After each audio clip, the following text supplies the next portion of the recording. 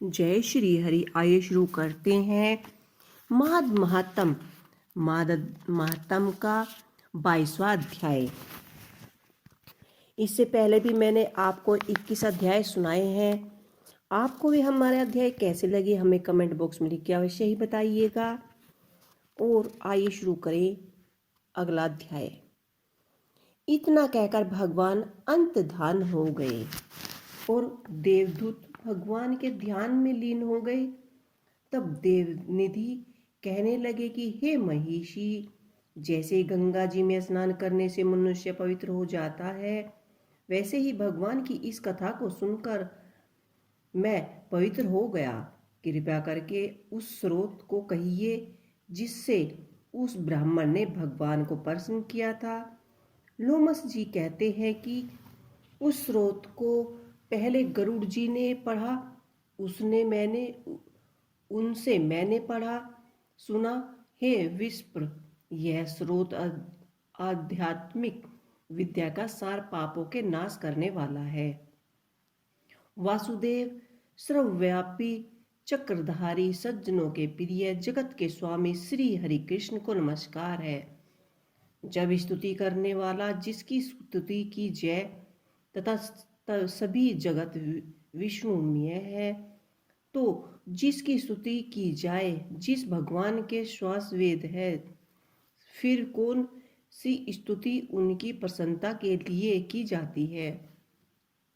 जिसको वेद नहीं जान सके न वाणी मन जान सकता है, उसकी स्तुति की अज्ञानी क्या कर सकता है। सारा चर अचर संसार जिसके माया के चक्र में की तरह ही घूम रहा है, इसी से ही है प्रभु आप चक्रधारी कहलाते हो।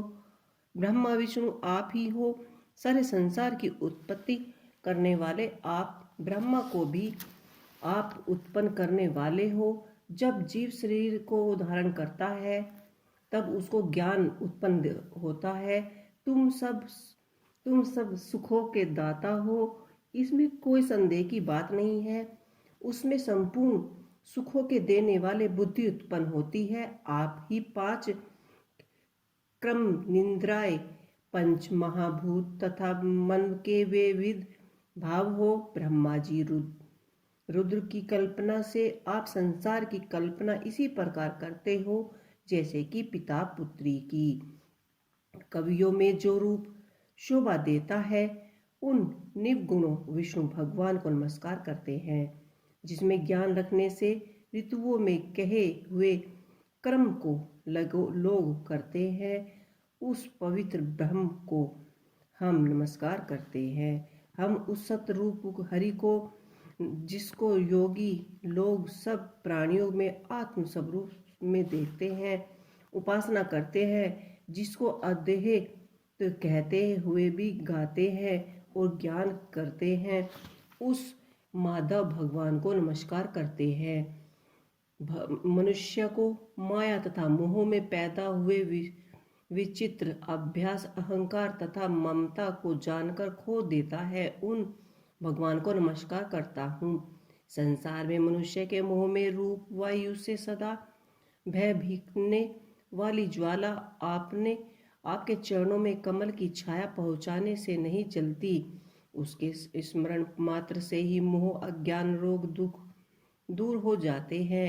उस अत्यंत रूप को मैं नमस्कार करता हूँ, जिसमें मिल जाने पर और किसी दूसरे की इच्छा नहीं रहती। जिसको जानकर अद्वैतवादी आत्मा को देखते हैं। यदि विष्णु शब्द का अर्थ और उसके विषय का ज्ञान एक ही होता, तो इस सत्य से हे माधव, इस संसार की माया में फंसकर तेरे ही ध्यान में रत जा रहता।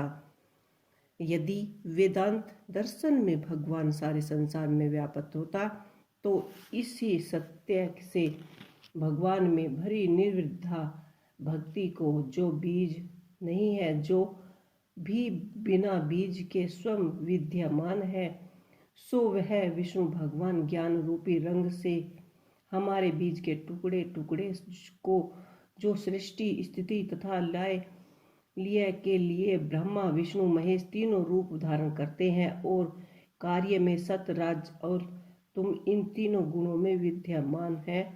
वह भगवान मुझ पर प्रसन्न हो जो प्राणियों के हृदय रूप मंदिर में निर्मल देव वास करते हैं।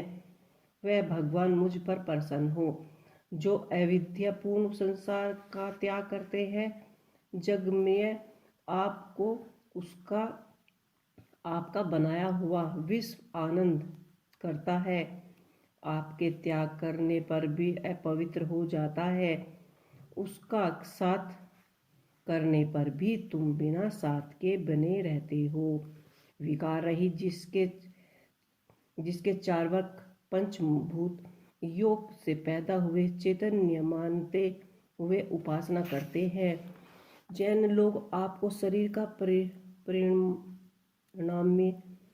परिणाम मानते हैं और संख्यावादी तुम्हें गो प्रकृति से पूरे पुरुष मानकर ध्यान करते हैं। जन्म इत्यादि से रहित चैतन्य रूप सदा आनंद स्वरूपा निधि जिसकी महिमा गाते हैं। आकाश आदि पंच महाभूत देह मन बुद्धि इंद्रिया सब कुछ तुम्हें हो। तुमसे अलग और कुछ नहीं। तुम ही सब प्राणियों के उत्पन्न करने वाले हो और मुझको शरण देने वाले हो। तुम ही अग्रवी इंद्र होम मंत्र किए क्रिया तथा फल सब ही हो। कर्म के फल देने वाले वैकुंठ में बैठे हुए सिवाय कोई नहीं है।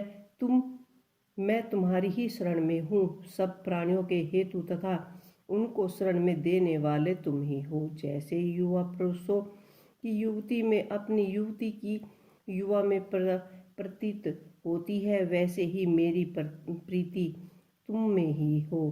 तुम ही हो।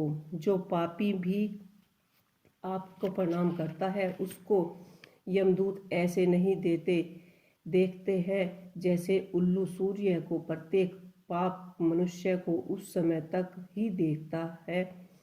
दुख देते हैं जब तक वह आपके चरण कमलों का सहारा नहीं लेता। जिसको गुण जाति और धर्म को स्पर्श नहीं कर सकते तथा गलतियों भी स्पर्श नहीं करती, तो जो इंद्रिया के विषयभूत नहीं है, जिनका बड़े बड़े मुनियों लोग साक्षात नहीं कर सकते, उन भगवान को मैं नमस्कार करता हूँ। जिनके जितने ज्ञान रूप सुंदर गुण है, जिन्होंने सुख स्वरूप मोक्ष रूप लक्ष्मी का आलिंगन किया, जिन्होंने आत्म स्वरूप सुख भोगा है और जिन्होंने ध्यान रूप से मृत्यु को वश में कर लिया है, ऐसे मुनियों से सेवित भगवान को मैं नमस्कार करता हूँ।